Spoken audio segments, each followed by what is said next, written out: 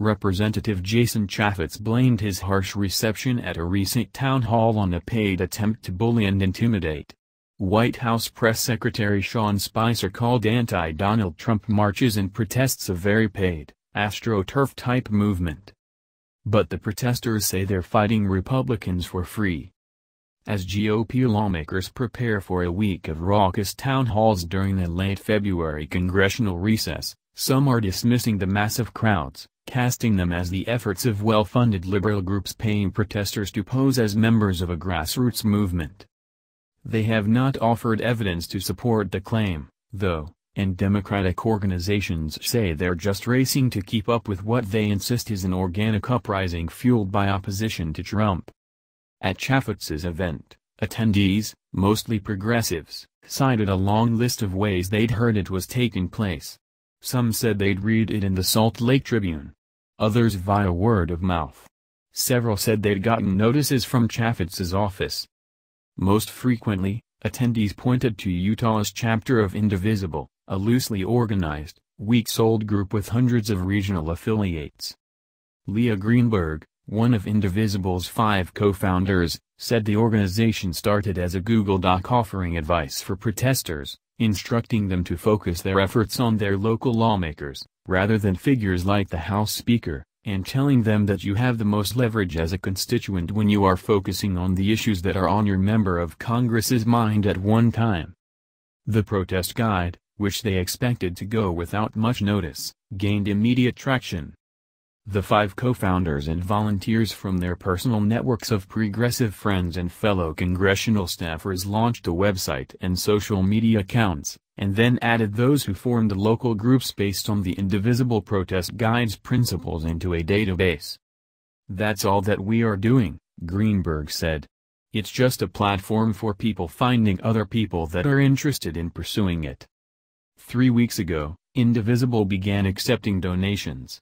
Needing someone to manage its website, email list and social media accounts, the organization hired its first employee this week.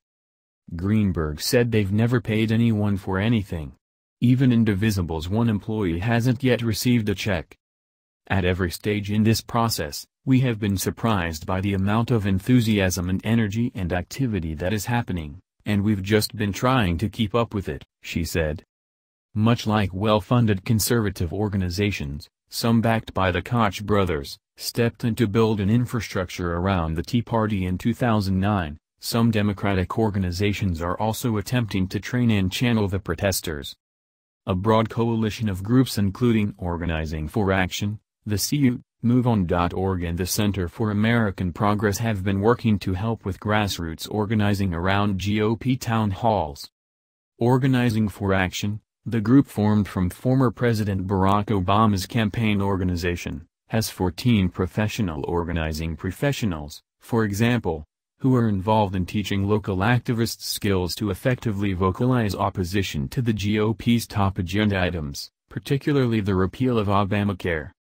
OFA has held 6 webinars and training calls so far, with more than 25,000 registered participants.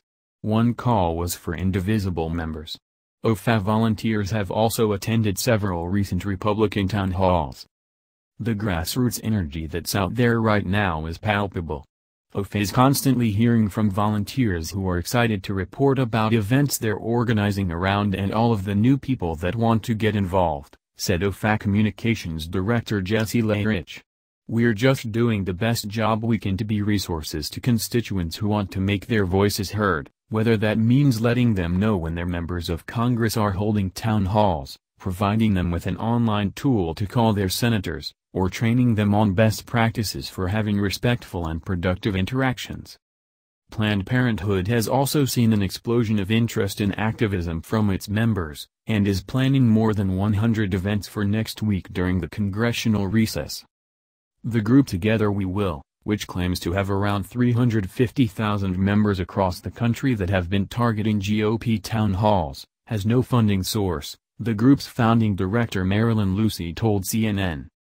The news has been centered around grassroots people being paid to show up at town halls and protests. That cannot be further from the truth, Lucy said. Together We Will and other grassroots organizations are running complete on energy and emotion and commitment. There are no dollars being exchanged. The group has sold t-shirts to fund basic costs, Lucy said, but there are no salaries or stipends. Everyone is a volunteer, she said. Origins of Chaffetz's claims. Chaffetz told the Deseret News after Thursday's town hall that he believed those attending were paid, out-of-state rabble-rousers. You could see it online a couple days before, a concerted effort in part to just cause chaos, he said. Democrats are in disbelief that they have nothing but flailing and screaming to deal with this. Asked for evidence to support his claims, Chaffetz spokeswoman M.J. Henshaw on Monday pointed to tweets from the Cottonwood Heights Police Department. The local police office tweeted, "Armed, masked protesters asked crowd to rush the cops at Chaffetz rally. Crowd defended officers and there were no arrests." Lieutenant Bartlett Pio. Then, it wrote, "We spoke with people from all over including outside of Utah to attend Rep. Chaffetz meeting. Thanks for being respectful to police officers." Dan Bartlett, the police lieutenant responsible for those tweets, told CNN Monday that two men wearing handguns on their hips, Utah is an open carry state, and bandanas over their faces were yelling at the crowd to rush the cops when we had closed the front door to the school when it reached occupancy. But the crowd of hundreds of anti-Chaffetz protesters actually stepped in and defended police, Bartlett said. "The crowd was great with us," he said. Inside the town hall, CNN found one couple that had driven from Arizona to participate, but dozens of others all said they were from Utah, and spoke of local issues that concerned them. Asked about the tweet indicating some had come from out of state, Bartlett said, "It wasn't a large majority or anything like that. We just talked to a few people who had come from out of town." Told that CNN had found most were Utahns, he said, "Oh yeah, absolutely." Attendees say they weren't paid. After the Chaffetz town hall Thursday night, Dr. Kathy Allen called herself a newly formed activist and said she's considering running as a Democrat against Chaffetz in 2018. She said she's sought training from Emily's List and the science-focused group 314 Action, both of which are attempting to recruit more female candidates for office. The town hall, the first one Chaffetz hosted that Allen had ever attended, was, she said, Democracy in Action.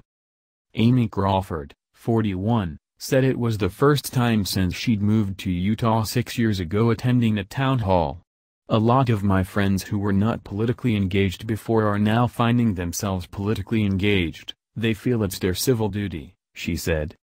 Sarah Taylor, 33, an editor in Provo, said Chaffetz's town hall was the first one I've ever been to.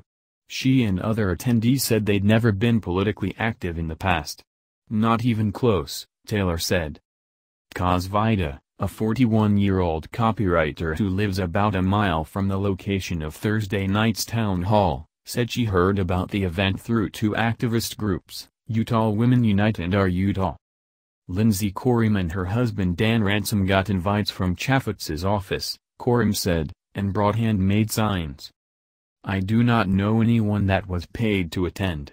In fact, people were excited to attend free of charge to have their voices heard," she said.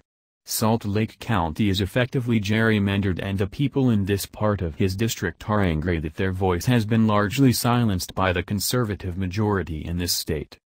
In the days since the town hall took place, some who attended have trolled Chaffetz over his claim they were paid by sending him bills. Chaffetz stands by his unsubstantiated claims. Henshaw, Chaffetz's spokeswoman, said Monday that the Utah Republican stands by his claims of paid protesters. But she pointed to comments Chaffetz made to the Salt Lake Tribune, in which he took a different tone. "The overwhelming majority of people there were Utahns, they weren't paid," Chaffetz told the newspaper. "But I do believe there was a concerted, national effort, some of which was paid, to get people there to cause a problem." Some Republicans are acknowledging that the intensity they face at town halls is largely local.